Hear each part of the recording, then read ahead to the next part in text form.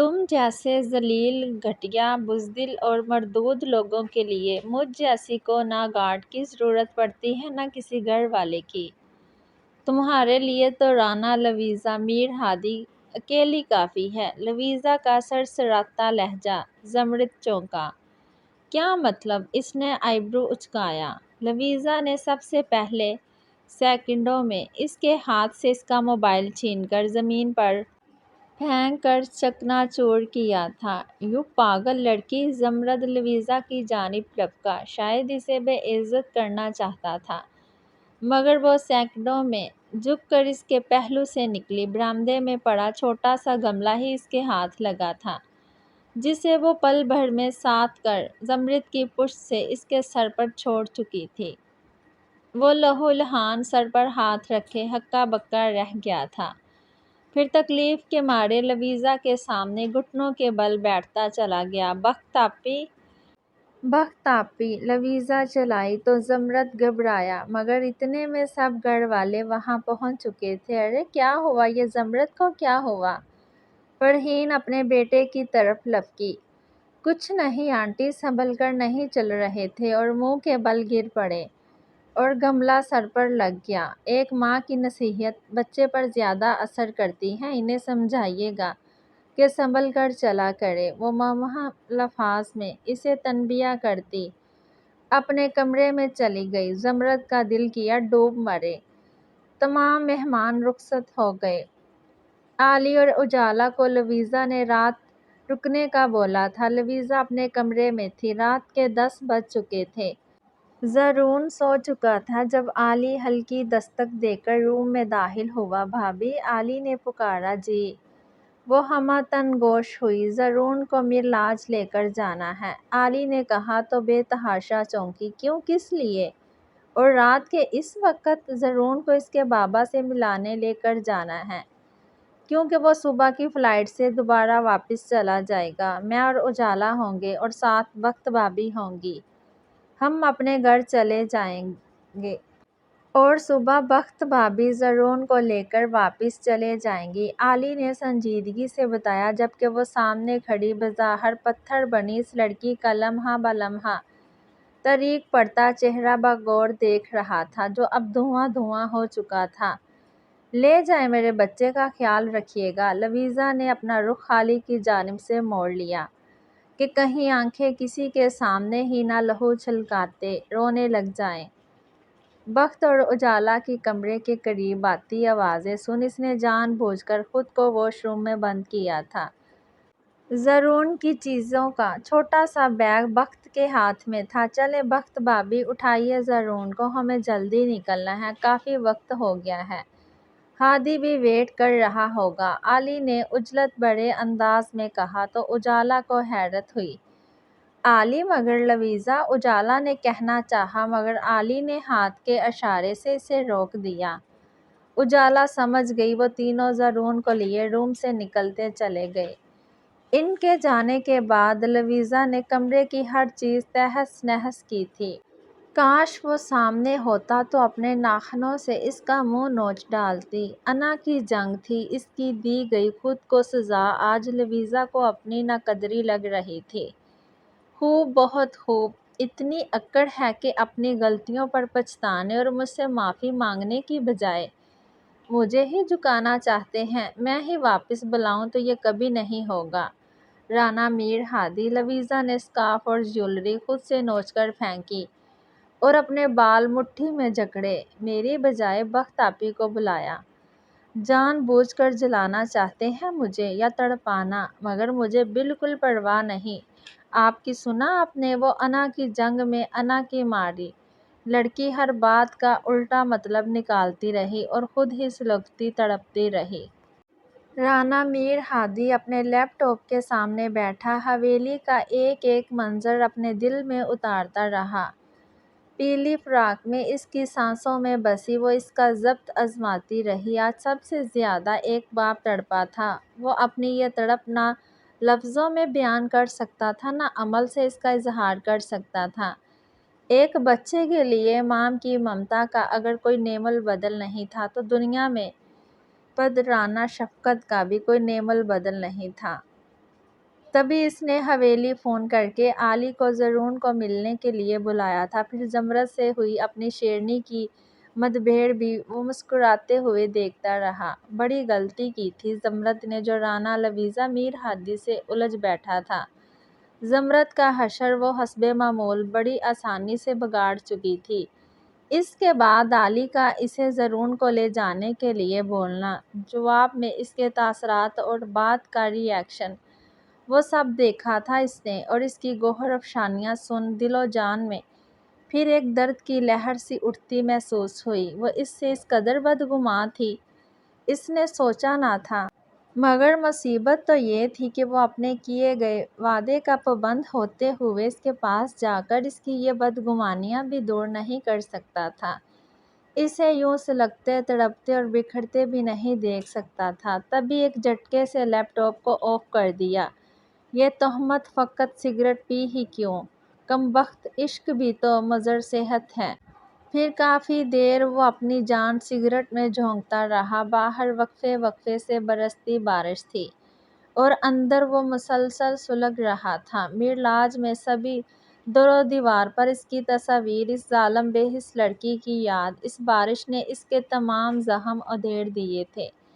وہ اتنا تڑپ رہا تھا کہ یوں محسوس ہوا خود پر سے اختیار کھو بیٹھے گا، ضبط کی تنابیں توڑتا اس کے پاس چلا جائے گا۔ مگر قسم جو کھائی تھی، اب نہ اس سے کوئی تکلیف پہنچائے گا، نہ خود کو اس پر مسلط کرے گا، نہ اس سے زور زبردستی کرے گا۔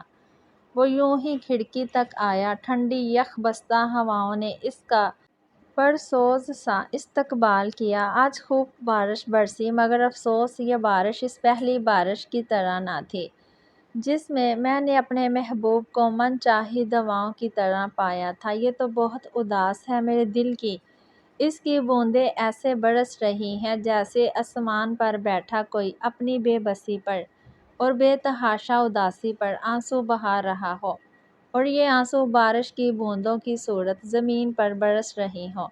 یہ اس بارش کا قصور نہیں ہے، شاید جو آسمان پر بیٹھا رو رہا ہے وہ میری طرح اداس ہوگا۔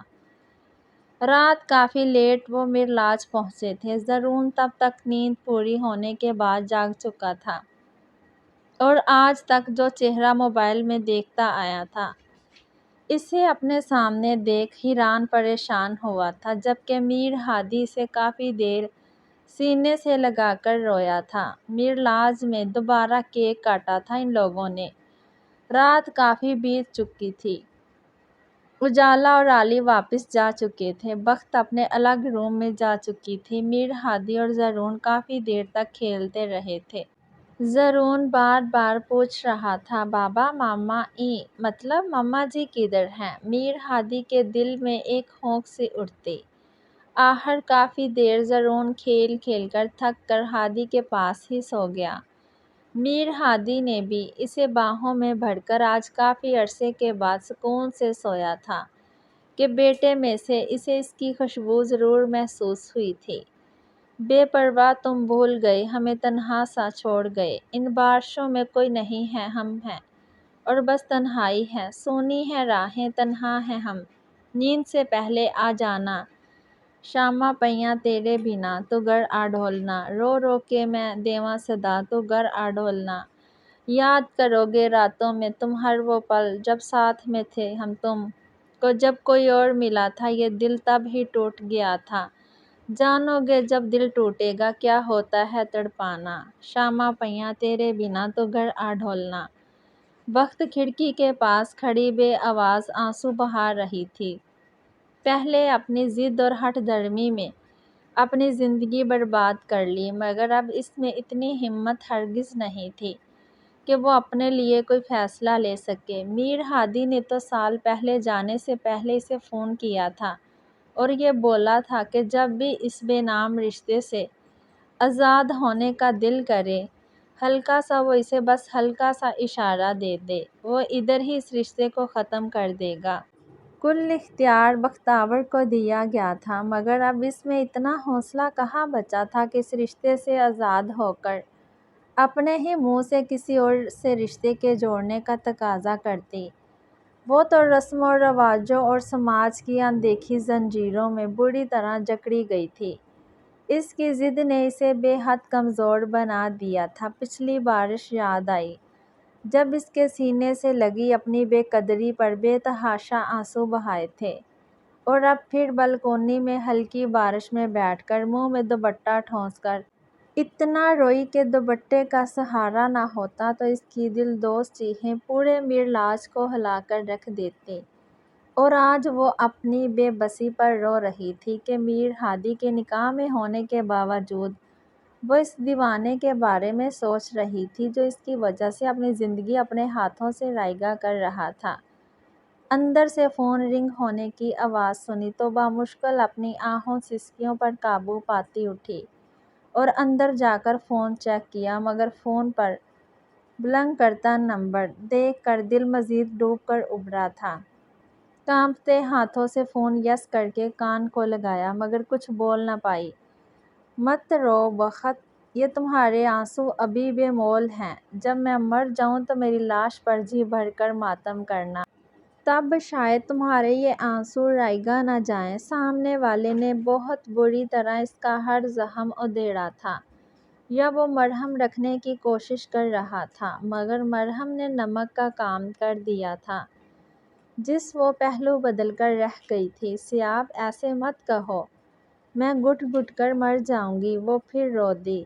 بے اختیاری میں بول تو بیٹھی تھی، مگر فوراً فون بند کر کے آف کر دیا۔ اسے اس کے سامنے تو ہرگز کمزور نہیں ہونا تھا۔ رات بہت بوجھل اور بھیگی بھیگی سی تھی، ان میں سے شاید کوئی بھی ڈھنگ سے نہ سو پایا تھا۔ صبح میر ہادی کے جگانے پر ہی اس کی آنکھ کھلی تھی، برائے نام ہی ناشتہ کر پائے تھے وہ۔ پہلے میر ہادی نے سخت اور زرون کو افضل کے ساتھ حویلی روانہ کیا، پھر خود بوجھل دل کے ساتھ اپنی فلائٹ کے لیے نکلا۔ 2 سال بعد۔ زرون، لیٹ ہو رہے ہو، اب میں تھپڑ لگا دوں گی تمہیں، لویزا جھنجھلائی۔ وہ پینٹ پہن کر اب لویزا کی دوڑیں لگوا رہا تھا، مگر کسی صورت ہاتھ نہیں آ رہا تھا۔ میں دادا جان کے نمرے میں بات جاؤں گا، زرون نے توتلی زبان میں اطمینان سے کہا۔ ہاں، دادا جان اور بڑے دادا جان ہی تو سر پر چڑھا رکھا ہے تمہیں، نہیں تو 1 سیکنڈ میں مزاج درست کر دوں۔ وہ دانت پیس کر جل کر بولی، مگر وہ شرارتی سیکنڈوں میں دادی کے کمرے میں بھاگ چکا تھا۔ لویزا کا دل کیا ماتھا پیٹ لے۔ زرون 3 سال اور 2 ماہ کا ہو چکا تھا، ابھی کچھ دن ہی ہوئے تھے اسے مونٹیسوری بھیجا جانے لگا تھا۔ زرون بے حد ذہین بچہ تھا، شاید ضمانت میں بالکل اپنے پاپا پر گیا تھا۔ لویزا بڑی شان سے بالکل نڈر ہو کر حویلی میں رہ رہی تھی، اور اب تک حویلی کی کئی فرسودہ روایات کو مکمل ختم کر چکی تھی، بلکہ پرائیویٹ طور پر ہی نہ سہی اپنا گریجویشن بھی مکمل کیا تھا۔ زرون بہت شرارتی ہو گیا تھا۔ اب جب سے مونٹیسوری جانے لگا تھا، اکثر سر درد کی شکایت کرتا تھا۔ لویزا کو لگتا کہ وہ نہ جانے کے بہانے بنا رہا ہے، مگر 2 راتوں کو وہ ساری ساری رات روتا رہا تھا۔ پھر جب روتے ہوئے یہ کہا کہ مما میرے سر میں درد ہے، سویا نہیں جا رہا، تو لویزا کا دل بیٹھ گیا۔ فوراً اٹھ کر اسے میڈیسن دی جاتی۔ سردیوں کے بعد موسم کافی مرطوب ہو چکا تھا۔ لویزا ممتاز بیگم کے کمرے میں آئی تو وہ ممتاز بیگم کی گود میں لیٹ رہا تھا۔ دیکھیں نا امی، یہ بہت تنگ کرنے لگ گیا ہے۔ لویزا اسے زبردستی شرٹ پہناتی روحانسی ہوئی۔ اپنے بابا پر گیا ہے، وہ بھی شرٹ پہنتے ہوئے یوں ہی تنگ کرتا تھا۔ ممتاز بیگم کے لہجے میں ممتا کی مٹھاس سی تھی، اور ترسی آنکھوں میں دنیا جہاں کا درد سمٹ آیا کہ لویزا کو اپنی نگاہیں چرانی پڑی۔ چلو زرون، افضل کاکا ہارن پر ہارن دے رہے ہیں، ہری اپ۔ لویزا نے جلدی سے اسے شرٹ پہنائی۔ لویزا، جانے دو اسے، خود ہی چلا جائے گا، میرا بچہ تو شیر ہے نا۔ ممتاز بیگم زرون کے صدقے واری گئی۔ کدھر امی جان، باہر جا کر کھیلنے لگے گا، مجھے پتہ ہے، وہ کہتے ہیں نا اپنے برتن کا پتہ ہوتا ہے تو۔ لویزا نے کہا تو زرون دانت نکالنے لگ پڑا، جیسے اس کی تعریف کی گئی ہو۔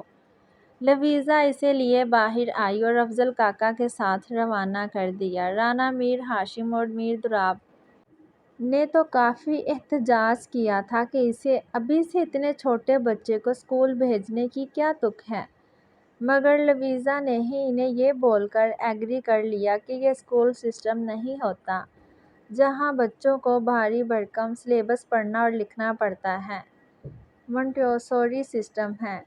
بس بچے کو مختلف ایکٹیویٹیز سکھائی جاتی ہیں اور مینرز اور ایتھکس سکھائے جاتے ہیں۔ وہ ضروری کام نپٹا کر اپنے کمرے میں چلی آئی۔ اجالا کی 3 ماہ کی گڑیا کی طبیعت خراب تھی، فون کر کے اس کی خیریت دریافت کرنی تھی۔ اس نے فون ملایا اور اجالا سے بات کرتی رہی۔ ابھی زرون کو گئے ابھی 2 گھنٹے گزرے تھے جب سخت بے تحاشا گھبرائی سی اس کے کمرے میں داخل ہوئی۔ کیا ہوا بخت آپی؟ لویزا، وہ زرون اسکول میں بے ہوش ہو گیا ہے، پرنسپل نے فون کیا ہے۔ بخت کے الفاظ تھے کہ ہم جو لویزا کے سر پر چھوڑے تھے۔ فون وہیں پھینک کر وہ باہر کی جانب بھاگی تھی۔ اتنا بھی ہوش نہیں رہا کہ سر پر شال اوڑھنی ہے یا پاؤں میں جوتا پہننا ہے۔ یہ بھی ممتاز بیگم نے بھاگتے دوڑتے اسے پہنائے۔ لویزا، ممتاز بیگم، بختیار مونٹیسوری پہنچے تو زرون پرنسپل کے آفس میں ہی تھا اور اپنی ڈھال سا ہوش میں تھا۔ پرنسپل نے ڈاکٹر کو جلد ہی بلا لیا تھا۔ کیا ہوا ڈاکٹر، میرے بچے کو؟ لویزا نے زرون کو گود میں بھرا۔ بچہ کمزور ہے، اس کی صحت کا خیال رکھیں، گھبرانے کی کوئی بات نہیں، ڈاکٹر نے کہا تو ان کی جان میں جان آئی اور وہ زرون کو لیے حویلی واپس آ گئے۔ اس کے بعد سے سب زرون کا بے تحاشا خیال رکھنے لگے تھے۔ ضدی ہوں مگر جو تم پکارو تو جان حاضر، انا بھول جاؤں، غرور وار دوں۔ وہ بلکونی میں کھڑا گرم کافی کی تلخیاں اپنے اندر انڈھیلتا زرون کے بارے میں سوچ رہا تھا۔ 3 سال ہو چکے تھے اسے یہ بنواس کاٹتے، مگر اس ظالم لڑکی کو اس پر ترس نہ آیا تھا۔ امریکہ میں مسلم کمیونٹی میں رہتے آس پاس کے سبھی لوگوں سے اچھی خاصی جان پہچان ہو گئی تھی۔ یہاں بیٹھ کر وہ وہاں کے تمام حالات سے باخبر تھا۔ یہ بھی جانتا تھا کہ زمرد اس کا سب کچھ ہتھیانے کے چکروں میں، سیاست میں اس کے باپ دادا کی ساکھ بری طرح خراب کر رہا تھا۔ ان 2 سالوں میں بھی وہ 2 بار زرون کی برتھ ڈے پر اس سے ملنے گیا تھا۔ اب تو وہ بھی اپنے بابا کے پاس آنے کا تقاضا کرنے لگا تھا اور اب تو بہت ہی زیادہ ضد بھی کرنے لگا تھا، مگر میر ہادی بڑی خوبصورتی سے اسے اور اب تک ان سب کو ٹالتا آیا تھا۔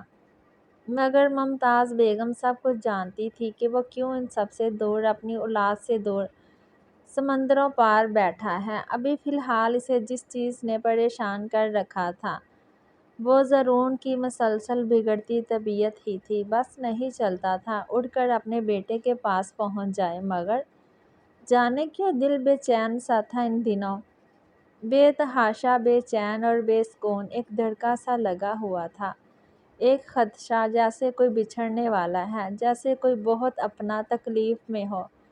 پھر یوں ہوا کہ اس کے تمام دھڑکے، تمام خدشے سچ ثابت ہو گئے۔ ایک ایسی خبر سننے کو ملی تھی کہ کلیجہ منہ کو آ گیا تھا۔ وفا کی لاج میں اس کو منا لیتے تو اچھا تھا، انا کی جنگ میں اکثر جدائی جیت جاتی ہے۔ لویزا کچن میں زرون کے لیے اس کی فرمائش پر ڈونٹس بنا رہی تھی۔ ممتاز بیگم اور اماں سائیں لاؤنج میں بیٹھی تھیں۔ بخت اس سائیں کے سر میں سرسوں کی تیل کی مالش کر رہی تھی۔ میر ہاشم اور میر دولاب اپنی پارٹی کے سلسلے میں لاہور گئے ہوئے تھے۔ زرون پچھلے لون میں افضل اور میکس کے ساتھ کھیل رہا تھا جب کھیلتے کھیلتے ایک دل دوز سی چیخ کے ساتھ وہ بے ہوش ہو کر نیچے گر گیا۔ افضل بری طرح گھبرایا اور جا کر اندر اطلاع دی۔ ممتاز بیگم، اماں سائیں اور بخت بھی گھبرا گئی تھیں۔ لویزا سب کچھ چھوڑ چھاڑ باہر کی جانب بھاگی اور زرون کے قریب بیٹھ کر اس گود میں اٹھایا۔ زرون، زرون، پلیز ٹاک ٹو می، زرون، گاڑی نکالیے، افضل کاکا، زرون کو ہاسپٹل لے کر جانا ہے۔ زرون جب ہوش میں نہیں آیا تو لویزا نے چلا کر افضل کو کہا، افضل سر ہلاتا بیرونی جانب گیا۔ لویزا نے زرون کو گود میں اٹھایا۔ بخت نے میر دولاب لوگوں کو اطلاع دی۔ ممتاز بیگم بخت اور لویزا اسے لیے ہاسپٹل آئی تھیں۔ لویزا نے رو رو کر اپنا برا حال کر لیا تھا۔ کافی دیر سے زرون ایمرجنسی روم میں تھا اور اس کے کافی سارے ٹیسٹ کیے جا رہے تھے۔ اس کے پچھلے دنوں کی سچویشن کے مطابق اس کا سی ٹی اسکین بھی کیا گیا تھا۔ وہ تینوں زیر لب دعائیں مانگ رہی تھی۔ کافی گھنٹے بیت چکے تھے۔ میر ہادی مسلسل ممتاز بیگم سے بیچ میں تھا اور ادھر ہی ماہی بے آپ کی طرح تڑپ رہا تھا۔ ڈاکٹرز بھی تو کچھ بھی ڈھنگ سے نہیں بتا رہے تھے۔ ہاں مگر ان کے چہروں پر ہوائیاں ضرور اڑی تھیں۔ رات تک رانا میر ہاشم اور رانا میر دولاب بھی ہاسپٹل پہنچ چکے تھے اور ان کے آنے سے ہاسپٹل میں غیر معمولی سی افراتفری پھیل چکی تھی۔ ڈاکٹر ایمرجنسی روم سے باہر نکلے تھے اور ان کے قریب آئے۔ ڈاکٹر اب آپ لوگ کچھ بتائیں گے بھی کہ نہیں کہ میرے پوتے کو آخر ہوا کیا ہے؟ میر دولاب نے رعب دار آواز میں جھنجھلا کر پوچھا۔ رانا صاحب بچے کی باقی رپورٹس تو بالکل نارمل ہیں اور وہ میڈیسنز کے زیر اثر پرسکون نیند سو رہا ہے مگر ڈاکٹر فاروق جھجکے۔ مگر کیا ڈاکٹر صاحب بتائیے مجھے۔ لویزا بے چین سی ہو کر سامنے آئی۔ ڈاکٹر فاروق جھجکتے ہوئے کئی لمحے تو بول بھی نہیں پایا تھا۔ وہ رانا صاحب بچے کو برین ٹیومر ہے جو کہ ہے تو ابتدائی سٹیج پر مگر خبر تھی اب پگھلا ہوا سیسا جو کہ لویزا کے کانوں میں انڈیلا گیا تھا۔ اس سے پہلے ڈاکٹر اپنی بات پوری کر پاتا لویزا ہوش و خرد سے بگانہ ہو کر فرش پر جھٹکے سے گری تھی۔ ارے بہو ممتاز بیگم لویزا کی جانب لپکی۔ ڈاکٹر بھی گھبرا گیا۔ ممتاز بیگم اور بخت بلند آواز میں رونے لگی تھی۔ اتنی اچانک یہ سب کیا ہو گیا تھا؟ لویزا کو جنرل روم میں لے جا کر ٹریٹمنٹ دی گئی تھی۔ بی پی بری طرح لو ہوا تھا اس کا۔ شاید مزید صدمے برداشت کرنے کی سکت نہیں تھی اس کی چھوٹی سی جان میں تبھی غم سے یوں نڈال ہوئی تھی۔ ڈاکٹرز نے اسے بھی سکون آور انجیکشن دے دیا تھا۔ رانا میر ہادی پر یہ خبر بجلی بن کر گری تھی۔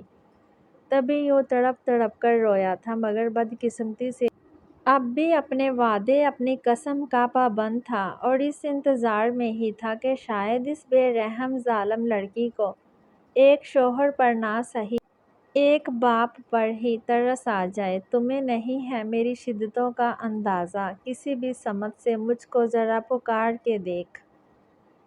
رات گہری ہو چکی تھی۔ آج رات کو زرون کو انڈر آبزرویشن ہی رکھا جانے والا تھا۔ بخت رانا میر ہاشم بمشکل ہی گھر واپس گئے تھے جبکہ رانا میر دولاب ممتاز بیگم اور افضل ہاسپٹل ہی رکے ہوئے تھے۔ ممتاز بیگم لویزا کے سرہانے بیٹھی تھی جب ان کا فون رنگ ہوا۔ نمبر دیکھا تو میر ہادی کا تھا۔ بوجھل دل سے فون یس کر کے کان کو لگایا۔ میر ہادی خدا کے لیے لوٹ آؤ واپس۔ تمہارے بچے کو تمہاری بیوی کو تمہاری ضرورت ہے۔ ممتاز بیگم نے چھوٹتے ہی اس کے زخم ہرے کیے۔ امی سائیں اپنی بہو کو کہیں بس ایک مرتبہ مجھے اس وعدہ اس قسم سے اذن رہائی دے دے۔ خدا کے لیے اب تو مجھے ترس کھائے۔ میر ہادی آنسو پیتا بوجھل لہجے میں بولا تو ممتاز بیگم پھوٹ پھوٹ کر رو دی۔ وہ خود کہاں ہوش میں ہے میر ہادی۔ بچے کی تکلیف کے صدمے نے ایک ماں کو بھی توڑ دیا ہے۔ ممتاز بیگم نے کہا تو میر ہادی کے رہے سے حوصلے بھی جواب دینے لگے۔ تبھی بے طرح بے چین ہو کر فون جان بوجھ کر بند کیا تھا۔ ممتاز بیگم بے آواز آنسو بہانے لگی۔ لویزا حویلی کے کچن میں زرون کے لیے دودھ بنا رہی تھی۔ جب کشادہ کھڑکی میں سے دودھ بناتے اس نے باہر حویلی کے لان میں دیکھا۔ بہت ہی خوبصورت ہرا بھرا منظر تھا مگر لان کے بیچوں بیچ ایک چارپائی رکھی تھی اور اس پر ایک نومولود بچہ سفید بچھائی میں لپٹا رو رہا تھا۔ اس کے رونے کی آواز نے لویزا کو بے چین کیا۔ وہ باہر آ کر اس بچے کو اٹھانا ہی چاہتی تھی کہ تبھی ایک چیل آئی اور بچے کو اٹھا کر دور آسمانوں میں اڑ گئی۔ نہیں، واپس لاؤ اسے، میر ہادی کوئی ہے، بچے کو واپس لاؤ۔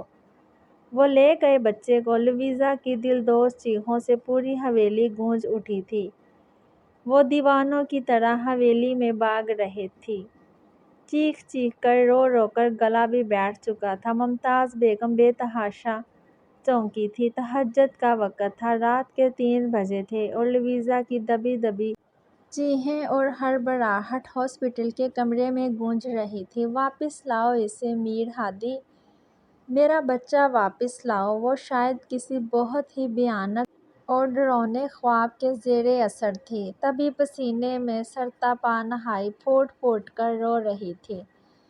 لویزا، ممتاز بیگم نے اسے کندھوں سے تھام کر جھنجھوڑا تو وہ نیند سے بیدار ہوئی۔ کافی دیر بعد کچھ سوچنے سمجھنے کے قابل ہوئی تو ممتاز بیگم کے سینے سے لگ کر پھر بری طرح رو دی تھی۔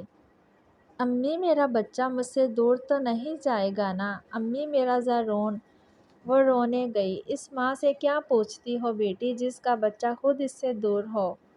ممتاز بیگم نے اس پر نہ طنز کیا تھا نہ کوئی طعنہ دیا تھا، اپنی تکلیف ضرور بیان کی تھی۔ لویزا کو اتنا اشارہ ہی کافی تھا۔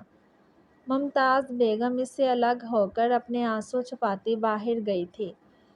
لویزا نے کانپتے ہاتھوں سے 3 سال بعد اس کا نمبر ملایا تھا، جو کہ آدھی بیل پر ہی ریسیو کر لیا گیا تھا، مگر سامنے شکوہ بھری خاموشی تھی۔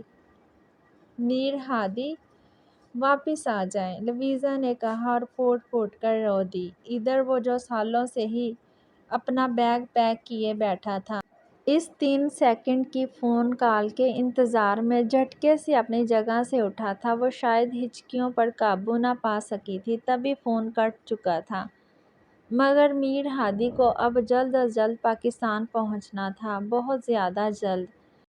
ہے میرا بیبی کیسا ہے؟ لویزا نے زارون کا ماتھا چوم کر بیڈ پر بیٹھ کر اس کے ننھے گداز ہاتھ اپنے ہاتھوں میں تھامے۔ آج اسے ایڈمٹ ہوئے 3را دن تھا۔ وہ کافی کمزور بھی تھا، تبھی اس کی ٹریٹمنٹ جاری تھی۔ آسم فائن مما۔ Why are you crying? Zaroon کو لویزا کے مسلسل آنسو بہانے سے حیرت ہوئی۔ No, I am not crying my baby, میں نہیں رو رہی۔ لویزا نے جلدی سے اپنے آنسو صاف کیے۔ مما، مجھے کیا ہوا ہے؟ ہم گھر کیوں نہیں جا رہے؟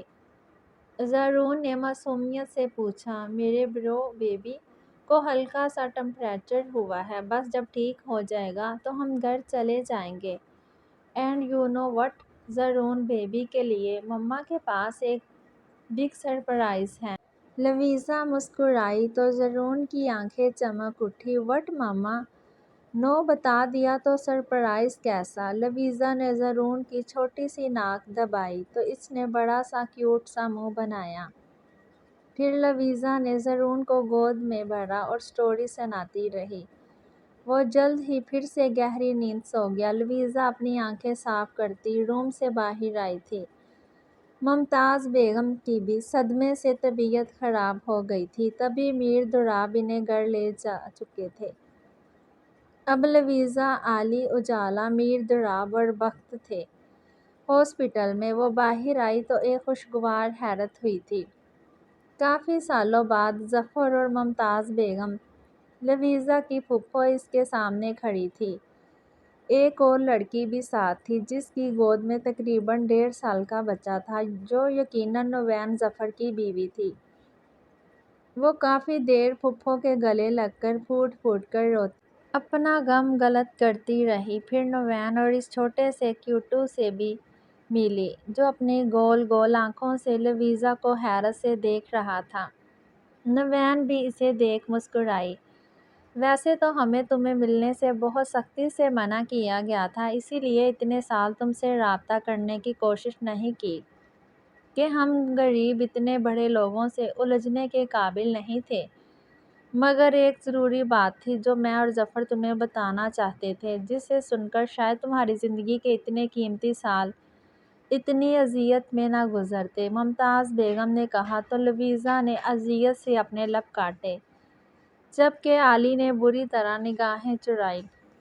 مگر اب تمہارے بچے کی طبیعت کا سنا تو خود کو روک نہیں پائے۔ کیسی طبیعت ہے اب ہمارے بچے کی؟ ممتاز بیگم نے نم آنکھوں سے اس سے پوچھا۔ وہ ٹھیک نہیں ہے پھپھو، میں کیا کروں کہ وہ بالکل ٹھیک ہو جائے؟ لویزا نے اپنی کپٹیاں سہلاتے روندی آواز میں کہا۔ زرون کے بابا کہاں ہیں لویزا؟ وہ دکھائی نہیں دے رہا، ممتاز بیگم نے پوچھا تو لویزا نے نگاہیں چرائی۔ وہ امریکہ میں پھپھو، ہمارے ساتھ نہیں رہتے۔ لویزا بمشکل ہی بول پائی۔ اس کے مہم الفاظ کچھ ڈھکی کچھ چھپی بات ممتاز بیگم کو بہت کچھ باور کروا گئی تھی۔ لویزا، افسوس کے ساتھ تمہیں بتاتی چلوں کہ تم نے اتنے سال اپنے شوہر کو اس گناہ کی سزا دی جو اس نے کیا ہی نہیں۔ لویزا، تمہارے بابا نے خودکشی نہیں کی تھی بلکہ ان کی تو میجر ہارٹ اٹیک سے موت ہوئی تھی۔ لویزا پھٹی پھٹی نگاہوں سے ممتاز بیگم کو دیکھتی رہی اور وہ ان سب کو اس تلخ حقیقت سے آگاہ کرتی رہی جس نے ان کی زندگی بکھیر کر رکھ دی تھی۔ مجھے افسوس تو اس بات کا ہے لویزا کہ کیا کیا تم اپنے بابا کو جانتی نہیں تھی؟ کیا وہ اتنے کمزور تھے کہ خودکشی جیسا کبھی عمل کر گزرتے؟ یا تمہیں ایسا لگا کہ انہیں تم پر بھروسہ نہیں تھا؟ کیا سوچ کر تم اتنے سال اس غلط فہمی میں جیتی رہی کہ تمہارے بابا نے خودکشی کی ہے؟ ممتاز بیگم کے لہجے میں افسوس بھی تھا اور دکھ بھی، اور لویزا تو سر جھکانے خالی الذہن کے ساتھ یوں اپنی ہتھیلیوں کو گوڑ رہی تھی جیسے پاگل ہو جائے گی۔ لویزا کو تو اس وقت دل سورج کی طرح سینے میں ڈوبتا محسوس ہو رہا تھا۔ اس کا دل کیا دیواروں سے سر پھوڑے اور مر ہی جائے۔ وہ خود کو سنبھال نہیں پا رہی تھی، تبھی بے تحاشا سہتے ہوش و خرد سے بیگانہ ہو کر ممتاز بیگم کی گود میں ہی گر گئی۔ شدید قسم کا نروس بریک ڈاؤن ہوا تھا۔ لویزا اجالا ممتاز بیگم اور بخت اس کے اوپر جھکی ہوئی تھی۔ نوین اس کے ہاتھ سہلا رہی تھی۔ تبھی کوریڈور سے آتی بھاری بوٹوں کی دھمک سے سب آنے والے کی جانب متوجہ ہوئے تھے۔ ہمیشہ کی طرح بلیک پینٹ کوٹ میں بکھرے سے بالوں اور ہلکی داڑھی کے ساتھ بے حد خوبرو اور ہینڈسم رانا میر ہادی تیزی سے اندر داخل ہو کر سب کے دل دھڑکا گیا تھا۔ آتے ساتھ ہی جو سب سے پہلا منظر نگاہوں نے دیکھا تھا اس سے دل کو بری طرح دھچکا سا لگا تھا۔ فوراً آگے بڑھ کر اسے بڑے حق سے اپنے بازوؤں میں اٹھایا۔ جلدی سے اسے ایمرجنسی لے کر جایا گیا تھا۔ بیڈ پر لٹاتے میر ہادی نے وہ صبی چہرہ بغور دیکھا جو اب گلاب کی طرح مرجھایا اور پسماردہ سا لگ رہا تھا۔ نمٹ لوں گا ایلو جان تم سے، ذرا سا جھک کر اس کے کان میں بولا اور روم سے باہر نکل گیا۔ ڈاکٹرز نے ٹریٹمنٹ جاری کی گئی تھی۔ ڈاکٹرز نے جب بتایا کہ اس کا نروس بریک ڈاؤن ہوا ہے تو رانا میر ہادی کے دل نے پسلیوں سے سر پٹکا تھا۔ وہ پھر زرون کے روم میں گیا جہاں وہ میٹھی نیند سو رہا تھا، جھک کر ماتھے پر نرمی سے بوسہ دیا اور ابھی وہ ڈسٹرب نہ ہو تبھی باہر چلا آیا۔ وہ باہر ان سب سے سلام دعا کر کے ادھر ہی بینچ پر بیٹھ گیا تھا۔ کیسے ہو بیٹا؟ ممتاز بیگم نے اس کے کندھے پر ہاتھ رکھا۔ ٹھیک، آپ سنائیں آنٹی؟ ایک تیکھی نظر پاس کھڑے شخص پر ڈالی مگر اس کے پیروں میں کھڑے بچے نے اسے مخاطب کیا۔ پاپا حیدر، کیا بات ہے بیٹا؟ نوین، دیکھو اسے شاید بھوک لگی ہے۔ ظفر اپنے بیٹے کو گود میں اٹھا کر رانا میر ہادی کے قریب ہی بینچ پر بیٹھ گیا اور نوین کے ہاتھ سے فیڈر تھام کر جو کہ اس نے اپنے بیگ میں سے نکال کر اسے تھمایا تھا حیدر کے منہ میں ڈال دیا۔ یہ میرا بیٹا ہے میر ہادی، جو کہ حیرت سے ظفر کو دیکھ رہا تھا۔ ظفر نے سادگی سے ہادی کو بتایا، میں اپنے سابقہ رویے کی معافی مانگنا چاہتا تھا آپ سے۔ میں نے بہت کوشش کی کہ لویزا میر ہادی کو سچائی بتا کر اپنے ضمیر کا بوجھ ہلکا کر لوں۔ اس دن شاپنگ مال میں اسے یہی سچائی بتانے والا تھا مگر وہ میر ہادی کا شرمندہ سا چہرہ دیکھ بات ادھوری چھوڑ گیا۔ آئی ایم سوری، میر ہادی نے کہنا چاہا۔ نہیں بلکہ آئی ایم سوری کہ ایک شوہر اور بیوی میں جدائی ڈالنے کا کام شیطان کا ہوتا ہے اور میں نے وہی کیا شروع دن سے۔ اگر اسے سچائی بتا دیتا تو شاید نوبت یہاں تک نہ پہنچتی۔ وہ دونوں آج دل کھول کر بولے گئے، جبکہ باقی سب حیرت سے ان کی باتیں سنتے رہے۔ رانا میر ہادی، جو ڈائریکٹ ہاسپٹل چلا آیا تھا، اب تمام حویلی والے اس کے آنے کا سن کر ہاسپٹل چلے آئے تھے۔ ممتاز بیگم اور اماں سائیں کافی دیر اس کے سینے سے لگے آنسو بہاتے رہے۔ زرون نیند سے جاگا تھا اور اپنے سامنے میر ہادی کو مسکراتے بیٹھے دیکھ وہ اچھل کر اپنی جگہ سے اٹھا تھا۔ بابا! اون سر خوشی میں میر ہادی سے لپٹا تھا۔ میر ہادی کی آنکھیں نم ہو گئی تھیں۔ ہے چیف، کیسے ہو یار؟ میر ہادی نے بھی اسے سینے میں بھونچا۔ لے، تبھی مما بول رہی تھی۔ زرون میر ہادی کے لیے سرپرائز ہے۔ زرون نے میر ہادی کا منہ چوما۔ وہ گہرا مسکرایا۔ رائٹ، تو کیسا لگا رانا زرون میر ہادی کو مما کا یہ سرپرائز؟ میر ہادی نے اس کے گھنے سیاہ بال بگاڑتے پوچھا۔ بہت اچھا۔ زرون اس کی گردن میں جھول گیا۔ بٹ بابا، یو نو وٹ، مما مجھے گھر واپس نہیں لے جا رہی۔ یہاں بہت ڈری ہیں، مجھے گھر جانا ہے۔ زرون نے برا سا منہ بنایا۔ ڈن بابا، آج ہی زرون کو گھر واپس لے جائیں گے۔ سچی؟ زرون نے زور زور سے کلیپنگ کرنی شروع کر دی۔ میر ہادی نے ہنس پڑا اور اسے گود میں اٹھا کر باہر لایا۔ یہ لو، دادا جان کے ساتھ کھیلو۔ چلو میں مما کو لے کر آتا ہوں۔ میر ہادی نے زرون کو میر ہاشم کی گود میں تھمایا۔ آج اتنے دنوں کے بعد سب کے چہرے خوشی سے کھلے ہوئے تھے۔ ممتاز بیگم، ظفر اور نوین سب سے مل کر جا چکے تھے جب ہادی نے زرون اور لویزا کے ڈسچارج کی خبر سنائی تھی۔ سب کے چہرے خوشی سے کھل اٹھے تھے۔ اجالا کی گڑیا نور رونے لگی تو وہ اور علی بھی دوبارہ حویلی آنے کا بول کر گھر لوٹ گئے۔ وہ سب زرون کو لے کر حویلی کے لیے نکلے۔ میر ہادی ڈاکٹر سے بات کرتا روم میں داخل ہوا جہاں لویزا دواؤں کے زیر اثر گہری نیند میں تھی۔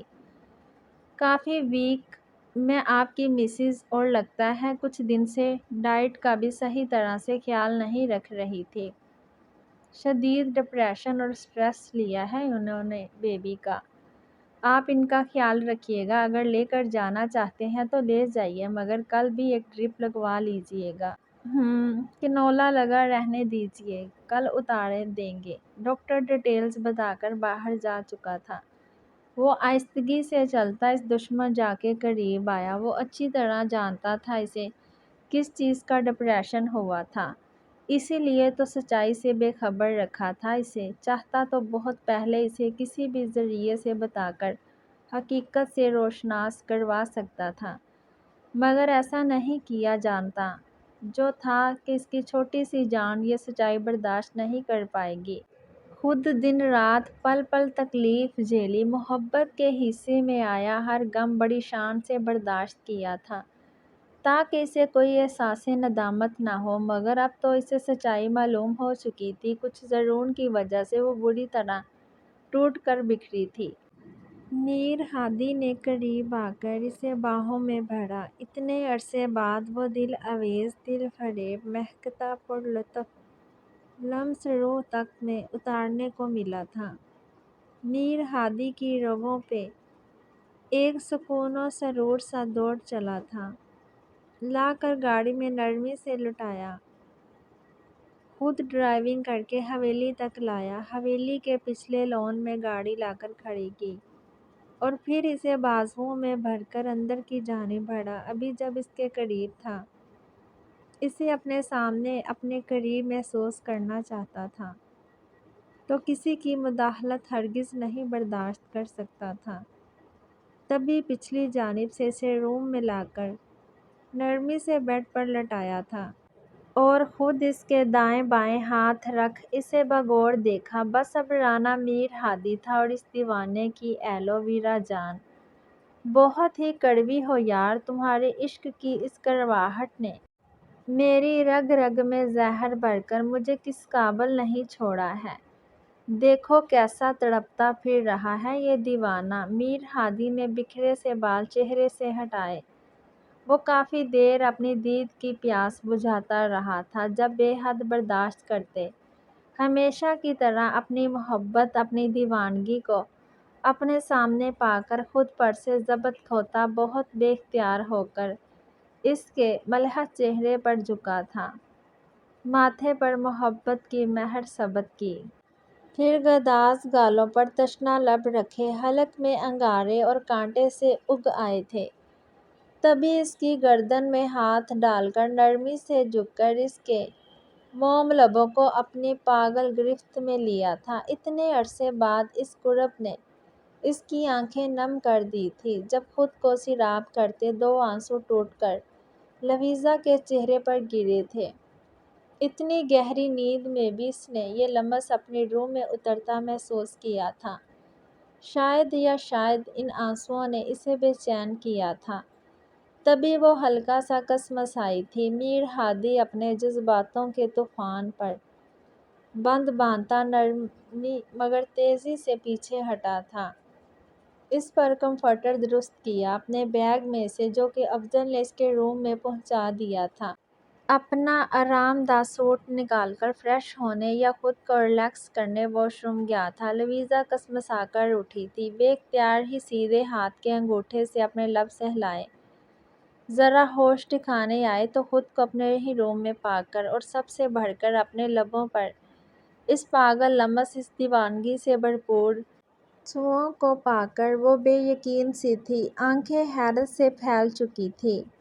نہیں میرا وہم ہوگا، ایسے کیسے ہو سکتا ہے؟ دماغ نے دہائی دی۔ اچھا، اور جو سانسوں سے اس کی سانسوں کی خوشبو آ رہی ہے اور اس لمس کی حدت جو ابھی تک ان لبوں پر موجود ہے وہ کیا ہے؟ دل نے پوچھا۔ وہ جھنجھلا کر تکیے پر نیم دراز ہوئی کہ تبھی واش روم کا دروازہ کھول کر وہ ٹاول سے بال رگڑتا باہر نکلا تھا۔ لویزا بے یقینی سے اسے دیکھے گی جیسے یہ اس کا تصور اور خیال ہو۔ وہ ڈریسنگ کے سامنے کھڑا اس کی یہ بے یقینی والی کیفیت اچھی طرح سمجھ چکا تھا مگر اپنے کام میں مصروف رہا۔ تبھی حویلی کی اندرونی جانب والا ڈور کھول کر زرون اندر داخل ہوا تھا۔ بابا جانی! وہ بھاگ کر آ کر میر ہادی سے لپٹا تھا۔ میر ہادی نے برش رکھ کر اسے گود میں بھر کر خود میں بھونچا۔ لویزا کو حیرت کا ایک اور جھٹکا لگا اور اب جب میر ہادی نے مسلسل اسے خود کو تکتے پا کر اس کی آنکھوں میں جھانکا تھا تو لویزا نے گڑبڑا کر نگاہ پھیری تھی۔ لویزا یوں ہی بے جان سی بیڈ پر نیم دراز تھی، ہلنے کی کوشش بھی نہیں کی تھی۔ وہ نہیں جانتی تھی کہ رانا میر ہادی ان لوگوں کو ہاسپٹل سے کیوں واپس لایا۔ ڈاکٹرز نے زرون کے متعلق کیا کہا؟ اس کا آگے علاج کیسے ہوگا؟ ہاں مگر اس کے آنے سے یوں ہوا تھا جیسے سب کچھ ٹھیک ہو گیا ہے، ہر چیز اپنی جگہ پر واپس آ گئی تھی، ہر غم، فکر، مصیبت، پریشانی دور ہو گئی تھی۔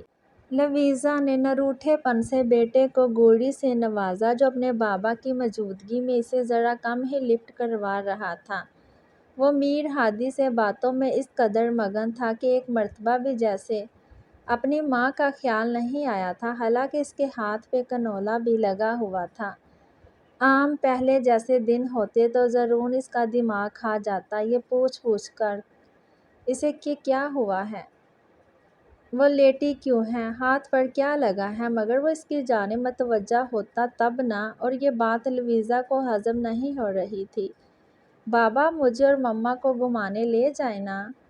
زرون کا فرمائشی پروگرام جاری ہوا۔ میر ہادی نے اسے گود میں اٹھایا ہوا تھا، کن آنکھوں سے اس دشمن جاں کو دیکھا جو بیٹھی بری طرح اپنے لب کاٹ رہی تھی۔ چلو چیمپ، اب دادو کے پاس جاؤ، میں آتا ہوں، ویسے بھی مما کی طبیعت ٹھیک نہیں تو وہ ریسٹ کریں گی، میر ہادی نے کہا تو زرون چونکا۔ مما آپ کو کیا ہوا ہے؟ فائنلی اسے خیال آ ہی گیا، شکر ہے میرے بیٹے کو مما کا خیال آ گیا، لویزا نے جھنجھلا کر کہا۔ زرون تو ہونک سا بنا کھڑا رہا جبکہ میر ہادی نے چہرہ جھکا کر اپنی مسکراہٹ لبوں تلے دبائی تھی۔ مما واقعی آپ کی طبیعت ٹھیک نہیں یو نیڈ ریسٹ، زرون کہتا اس کے گال تھپ تھپا کر اس کی بات سنے بغیر ہی باہر بھاگ گیا۔ وہ جلائی، کیسی ہو؟ میر ہادی نے ہی بات کا آغاز کیا۔ 3 سالوں نے جیسے اجنبیت کی دیوار سی کھڑی کی ان دونوں کے بیچ۔ ٹھیک ہوں، مختصر سا جواب دیا۔ لویزا سمجھ نہیں پا رہی تھی کیسے ری ایکٹ کرے۔ ایک تو اسے اس بات کی سزا تھی جو گناہ اس نے کیا نہیں تھا، مگر پھر بھی مجرم تو وہ تھا۔ اس کی آخری دنوں کا رویہ وہ اب تک ہرگز بھول نہیں پائی تھی اور نہ ہی بھولنے کے موڈ میں تھی۔ جبکہ وہ سامنے کھڑا حسبِ عادت اپنی پشت پہ اپنے ہاتھ باندھے بغور اس کے چہرے کے ایک ایک اتار چڑھاؤ کا جائزہ لے رہا تھا۔ آپ نے مجھے، لویزا کی کہتے کہتے زبان لڑکھڑائی۔ میر ہادی نے بامشکل اپنی مسکراہٹ روک رکھی تھی۔ کیا میں نے تمہیں؟ میر ہادی کا لہجہ معنی خیز تھا۔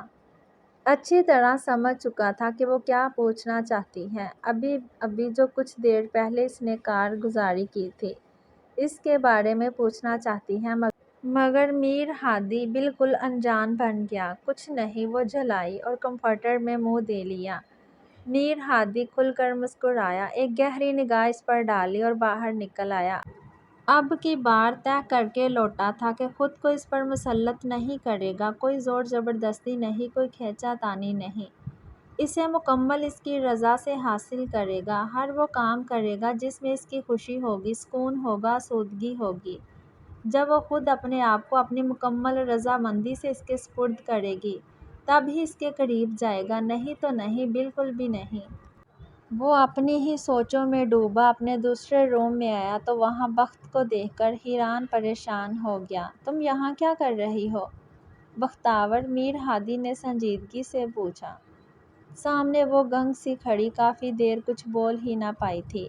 او پلیز، اب یہ مت کہنا کہ میرے ڈیورس دینے کے باوجود تم اتنی ہمت نہیں کر پائی کہ سب کو یہ بتا دو کہ میں تمہیں 1 سال پہلے ہی ڈیورس دے چکا ہوں، اور ابھی تک تم جیسی بزدل اور کم ہمت نے اس بیچارے کو انتظار کی سولی پر لٹکایا ہوا ہے، میر ہادی نے جھنجھلا کر کہا۔ بختاور نے بے بسی سے اپنے لب کاٹے۔ آپ نے سچ کہا، میں رانا لویزا میر ہادی جتنی بہادر نہیں ہوں جو اپنی نوسوانیت کی حفاظت کی خاطر زمرد جیسے بدتمیز بندے سے بھی بڑھ گئی تھی۔ میں بختاور ہوں، کم ہمت اور بزدل، اور ویسے بھی مجھے زمرد کے ہاتھوں غیرت کے نام پر قتل نہیں ہونا تھا، بلکہ خود جان دے بھی دیتی، مگر ان کو میری خود غرضی کی وجہ سے ذرا سی بھی آنچ آتی تو میں اپنے آپ کو کبھی معاف نہ کر پاتی۔ بختاور نے بے بسی سے کہا۔ بڑا خیال ہے اس کا؟ میر ہادی نے اسے دوستوں کی طرح چھیڑا بھی اور افسوس سے سر بھی ہلایا۔ چادر لے کر باہر آؤ فٹافٹ، میں گاڑی میں تمہارا ویٹ کر رہا ہوں، میر ہادی نے سنجیدگی سے کہا۔ ہم کدھر جا رہے ہیں میر ہادی؟ اب مجھے اس حویلی سے نکال رہے ہیں؟ میں اپنی حویلی ہرگز نہیں جاؤں گی، بخت نے بے یقینی سے کہتے اپنی ہی ہکے گئی اور ٹپ ٹپ آنسو بہانے لگی۔ او کم آن بخت، یہ میلو ڈرامہ بند کرو اور تیار ہو کر باہر آؤ، میر ہادی کہتا وہاں سے باہر گاڑی تک آ کر اس نے فون نکال کر ایک نمبر ملایا تھا۔ ابھی نہیں تو کبھی نہیں، وہ جو ہر معاملہ سیدھے کر دینے کے پختہ ارادے لیے واپس لوٹا تھا، اب ان کاموں میں ایک پل کی بھی تاخیر نہیں کرنا چاہتا تھا۔ آج سے تقریباً سال پہلے وہ شخص اس کے پاس امریکہ ہی چلا آیا تھا اور اس کے الفاظ نے کئی راتوں تک میر ہادی کو سونے نہیں دیا تھا۔ بہت خوب رانا میر ہادی، کئی جانوں کو انتظار کی سولی پر لٹکا کر یہاں کم ہمتوں کی طرح منہ چھپائے بیٹھے ہو۔ تمہاری محبت، تمہارا عشق، تمہاری ناراضگیاں، تمہارا روٹھنا منانا، ہر چیز تمہاری اور تمہاری محبت رانا لویزا میر ہادی کی۔ تو ذرا مجھے یہ بتانا پسند کرو گے کہ اس سب میں بختاور کہاں ہے؟ تمہاری کہانی میں بختاور کا کیا کردار ہے؟ یا تمہاری زندگی میں بختاور ایک ایسی نکارہ اور فالتو چیز ہے جو بس ایک کونے سے لگی پڑی رہے گی۔ میں پوچھتا ہوں آخر اس کا قصور کیا ہے؟ یا تو اسے کسی طرح اپناؤ یا صحیح طرح چھوڑ کر اس کی جان بخش دو، آزاد کر دو اسے۔ رانا میر ہادی اور مجھے یہ سب کہنے والے آپ کون ہوتے ہیں؟ ذرا مجھے بھی تو پتہ چلے۔ رانا میر ہادی نے آئی برو جھکا کر اس سے پوچھا تھا۔ کیوں غیرت جاگ گئی رانا میر ہادی کی؟ افراسیاب نے اطمینان سے بے خوف ہو کر پوچھا تھا۔ نہیں، شاید انسانیت جاگ جائے، میر ہادی نے بھی دو بدو جواب دیا تھا۔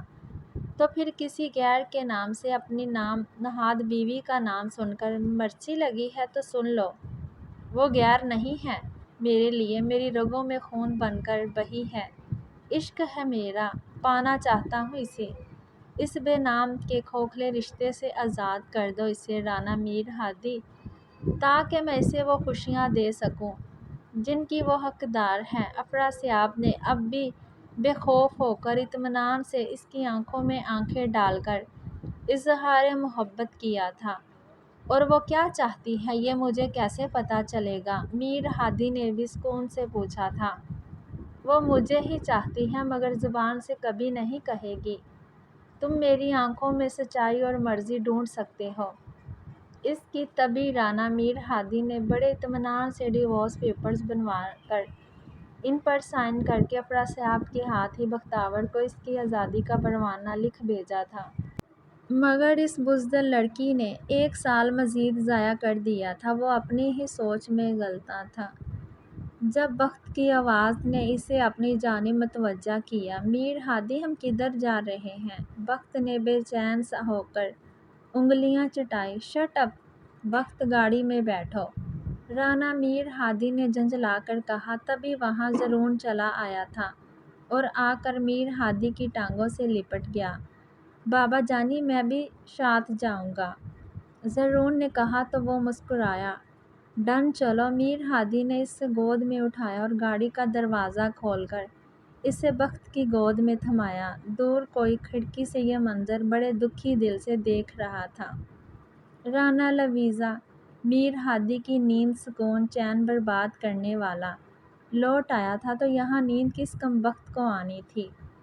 تبھی وہ لاؤنج تک آئی تھی مگر کھڑکی سے یہ منظر دیکھ جی جان سے جل کر راکھ کا ڈھیر ہوئی تھی۔ تبھی بے آواز آنسو بہاتی پھر اپنے کمرے میں بھاگ گئی تھی۔ رانا میر ہادی گاڑی لے کر نکلا تھا۔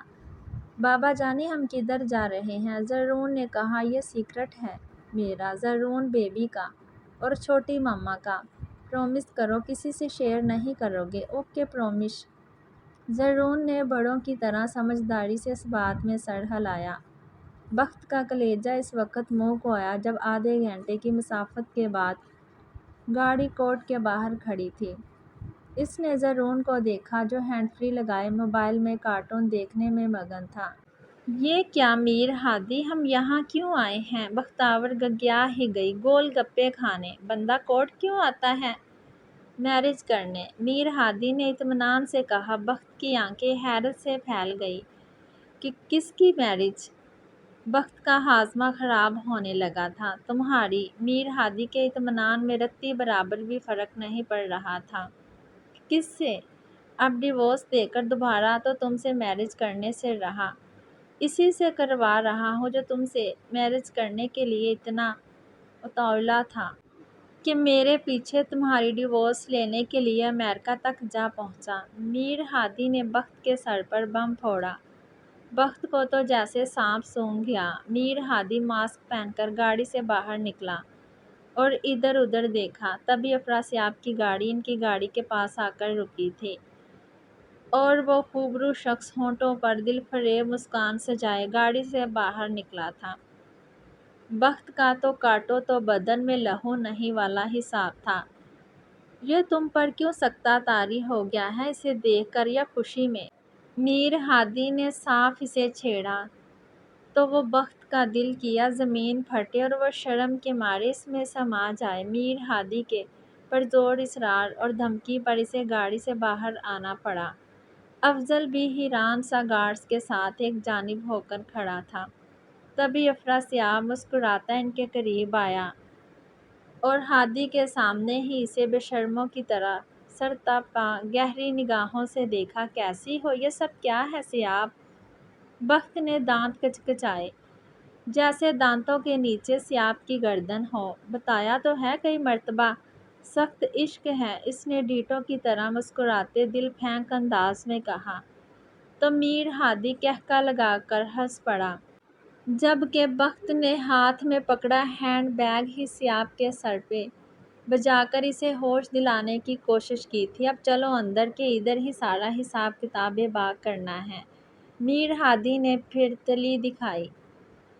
سیاب کو تو کوئی فرق نہ پڑا، جبکہ بخت پر پھر گھڑوں پانی گرا تھا۔ جلدی سے قدم اندر بڑھائے، یہ آپ کی مسز ٹوبی کو کچھ زیادہ ہی جلدی نہیں افراسیاب؟